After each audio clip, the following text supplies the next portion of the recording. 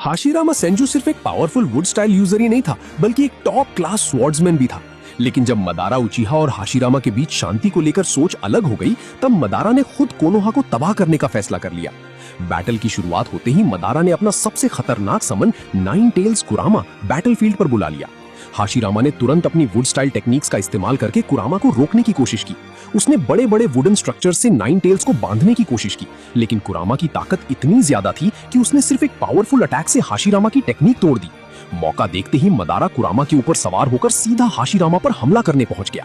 Hashirama ने बिना वक्त गवाए एक बड़ा स्क्रोल निकाला और उसमें से कई पावरफुल वुडन वेपन्स और स्ट्रक्चर समन कर दिए।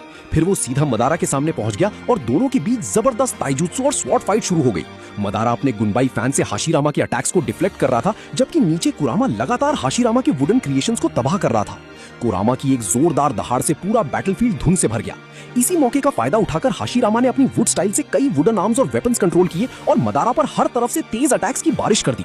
शारिंगान की मदद से मदारा ने काफी अटैक्स देख लिए, लेकिन इतने सारे अटैक्स को एक साथ रोकना उसके लिए भी मुश्किल हो गया और उसे धीरे धीरे पीछे हटना पड़ा।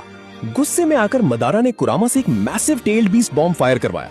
हाशिरामा ने तुरंत अपनी पावरफुल वुड स्टाइल बैरियर से उस अटैक को रोक दिया और अपनी टेक्निक से उस टेल्ड बीस्ट बॉम्ब को आसमान की तरफ मोड़ दिया।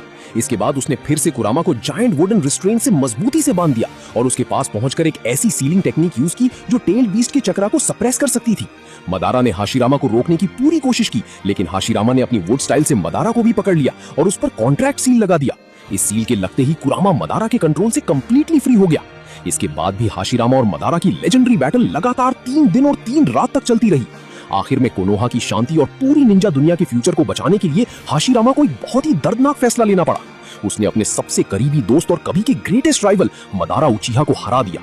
ये लड़ाई सिर्फ दो महान निंजास की टक्कर नहीं थी, बल्कि दोस्ती, सपनों और सैक्रिफाइस की सबसे यादगार कहानी बन गई।